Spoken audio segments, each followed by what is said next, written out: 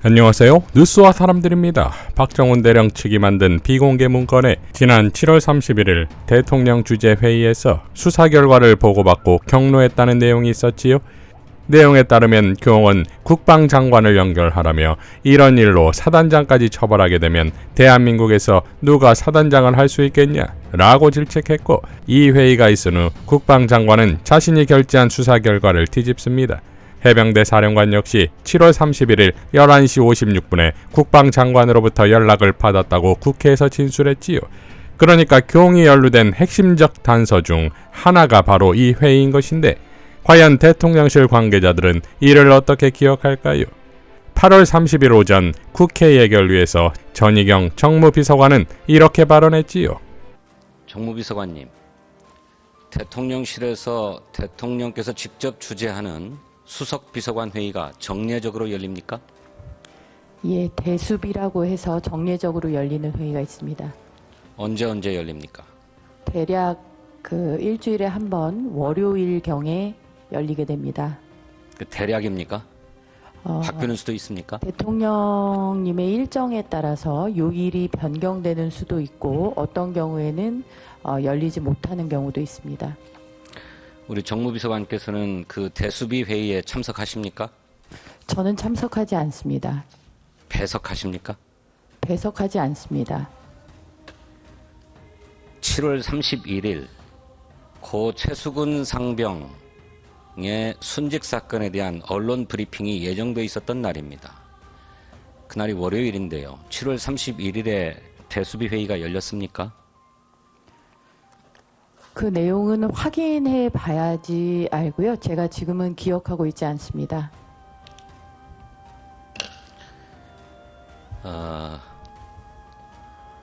그거를 지금 답변해 주실 수 있는 분은 없나요? 필요하시다면 의원님, 오후에 저희가 참석해서 그 내용에 대한 답변을 드릴 수 있도록 하겠습니다. 그러면 정무비서관께서는 그 7월 31일 대수비 회의가 열렸는지 안 열렸는지 모르시네요. 예, 제가 좀 확인을 해봐야 되겠습니다. 전상준 잠깐. 저 여기는 확인하는 자리가 아니고 답변하는 자리입니다. 그렇게 무책임하게 답변하시려면은 답변할 수 있는 위치에 있는 분을 참석하시라고 그러세요. 그렇지 않으면은 질문하시는 의원이 확인한다는데 오후에 여러 의원들이 질문 순서를 기다리고 있는데 진성준 의원이 또 오후에 또 질문해야 됩니까? 그럼 무책임한 답변하지 마세요. 확인해서 답변 드리겠습니다. 언제? 위원장님, 저는 질문을 진행할 수가 없습니다. 이런 점들을 확인해서 제가 국민을 대표해서 묻고 싶은 바가 있는데, 대통령실에서 출석한 정무비서관으로서는 이런 사실들을 기본적인 사실관계조차를 확인할 수가 없기 때문에 저 질문 시간을 조정해 주시기 바랍니다. 이어 오후에 이관섭 국정기획수석은 다음과 같이 발언했지요. 7월 31일 대수비 회의가 있었습니까? 예, 있었습니다. 거기 참석하셨습니까? 저는 참석했습니다. 예. 그 자리에서 고 최수근 해병 순직 사건과 관련된 군의 수사 결과가 대통령께 보고됐습니까? 보고되지 않은 걸로 알고 있습니다. 이후 9월 4일 김은혜 홍보수석은 이렇게 발언했습니다. 김은혜 비서관님 계시죠? 홍보수석님. 네, 나와 있습니다. 7월 30일 오전에 대통령실 주간 회의가 있었나요? 보통 7월 30일을 말씀하시면 이제 월요일을 말씀하실 것 같은데요. 보통 월요일에는 대통령실에서 수석비서관 회의를 주최합니다. 그러나 수석비서관 회의가 있었나요, 없었나요? 확인해 보겠습니다만 월요일이었으면 보통 있었을 겁니다. 중요한 날인데 계속 의원들께서 이 문제에 대해서 질문을 했는데 그것에 대해서 아니, 월요일에는 오신 수석비서관 거예요? 회의를 하죠. 7월 31일도 아마 7월 문제 없으면 30일날 했을 회의를 겁니다. 했습니까, 안 했습니까? 수석비서관을 했을 텐데 그게 왜 문제가 되는지는 모르겠습니다. 문제가 된다고 언제 제가 얘기를 했어요? 수석비서관 회의를 당연히 했는지 하는 안 했는지만 것인데 답을 하시면 되잖아요. 날짜에 대해서 제가 여쭈셔서 거기에 대해서 정확하게 제가 틀릴 수도 있으니, 그러나 월요일이면 아니, 보통 그것도 수석비서관 파악 안 하고 회의를 여기에 한다고 참석하셨냐고요. 말씀을 드린 겁니다. 대통령실에서는 국회에 대해서 이렇게 대응합니까? 제가 아는 한 사실을 말씀을 드리고 있습니다. 아니, 사실을 얘기하시라는 거예요. 7월 31일 날 대통령실에서 회의가 있었는지 없었는지에 대해서. 아니 당연히 월요일이면 보통 수석비서관 회의를 하기 때문에 그때 했었을 겁니다. 아니, 했었을 겁니다가 뭡니까? 했다는 겁니까? 안 했다는 겁니까? 수석비서관 회의를 당연히 월요일이면 합니다. 그러나 지금 제가 7월 31일을 달력을 보고 그날 회의가 있었는지 때로는 없기도 하니까 그러나 그날에는 했을 겁니다. 네, 의문의 여지가 알겠습니다. 없습니다. 예. 그래서 그런 식으로 얘기하고 답변하기 때문에 국민들이 정부를 믿지 못하는 거예요. 대통령실에 대해서. 자, 김은혜가 마지막 고개 숙여 웃는 저 웃음의 의미는 무엇일까요? 이미 대통령실 공식 SNS에 7월 31일 대통령 주재회의가 있었다고 공지했지요. 이재명 대표를 찾은 추미애 장관은 이렇게 발언했습니다. 너무 많은 것들이 후퇴했어요. 또 후퇴도 적당하게 된 게 아니라 너무나 먼 과거를 후퇴하고 있어서 약간은 비현실감이 들 때가 있어요. 이게 현실인가? 그 표현이 맞아요. 비현실적 같아요. 난 세상에 사는 거. 악몽 같죠? 네, 약간 악몽 같은. 이게 사실인가? 저도 뭐 겪어본 게 그렇게 길지는 않았는데, 저는 아무리 나쁜 지도자라도 국민을 존중하는 척 했잖아요. 네. 말로는. 네. 또 균형을 유지하는 척 했잖아요. 근데 지금은 아예 대놓고 나 균형 없어. 국민 뭐 억압할 거야, 싸울 거야. 아니 대놓고 나는 이렇게 해. 어쩔래? 이런 태도. 말로 해도 안 되고 뭘 해도 안 되니. 특히 최근에는 이 장차관들이 국회에 답변하는 거 보셨어요? 봤어요. 싸울 듯이. 싸워.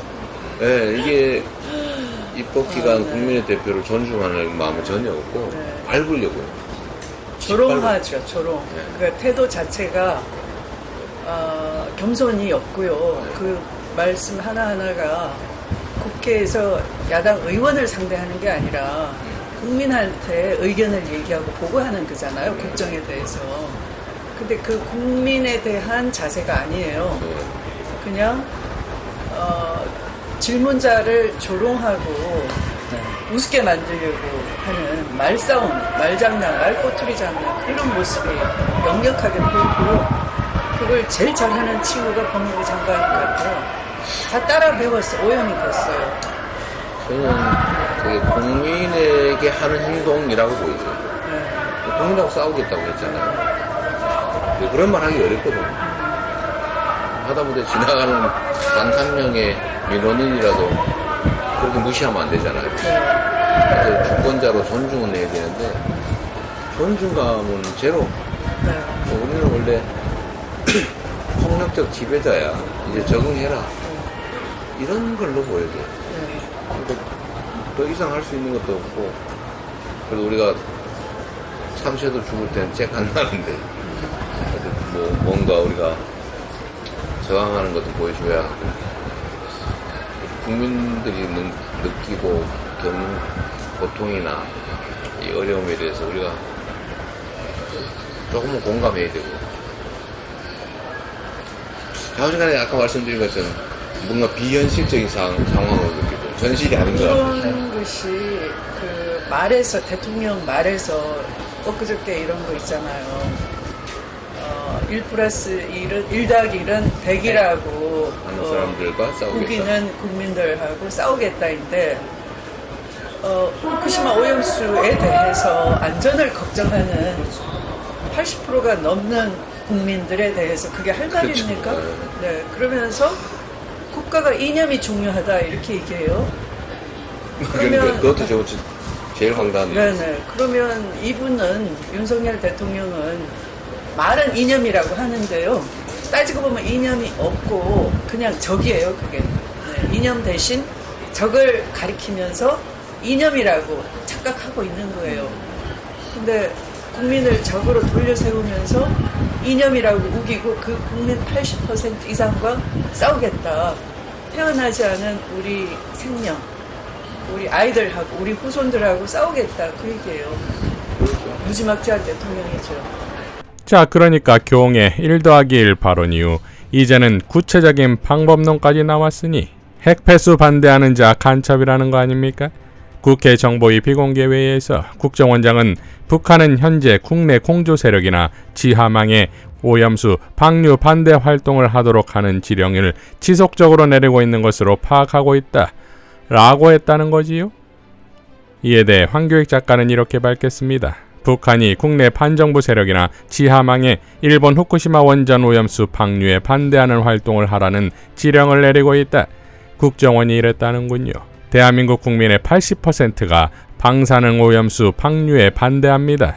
대한민국 국민을 적으로 삼는 독재자, 대한민국을 박정희 전두환 시대로 돌려놓았군요. 라고 일갈했습니다.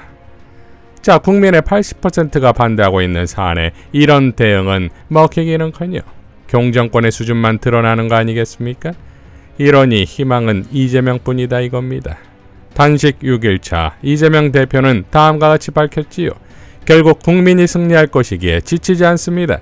단식 5일째인 어제 우리 사회 큰어른 함세웅 신부님께서 찾아주셨습니다. 독재 타도에 앞장서신 신부님 모습을 보니 87년과 지금이 겹쳐 보입니다. 4.19부터 5.18, 60민주항쟁에 이어 촛불혁명까지 우리의 선배들은 목숨을 걸고 국민이 주인인 세상을 만들어내려고 했습니다. 무도한 권력이 결코 국민을 이길 수 없다는 진리를 몸으로 실천해왔습니다.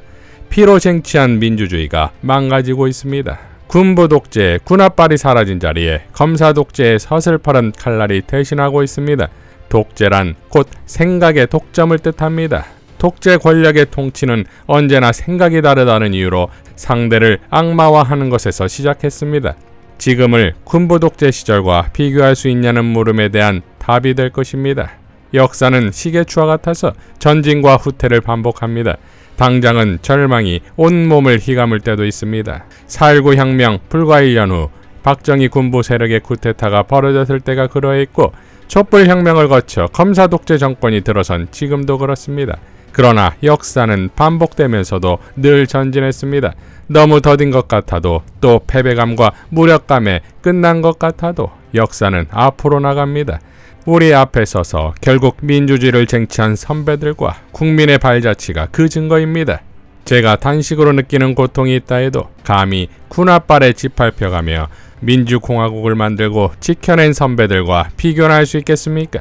그렇기에 오늘도 지치지 않겠습니다. 우리 모두 지치지 맙시다. 라고 밝혔습니다. 자, 결국 일본과 구구를 등 뒤에 둔 자를 시민과 민주화의 역사를 등 뒤에 둔 자가 승리해야 하는 것이 정의가 아니겠습니까? 이재명과 대한민국은 승리할 것입니다. 이상 뉴스와 사람들이었습니다. 시청해 주셔서 감사드립니다.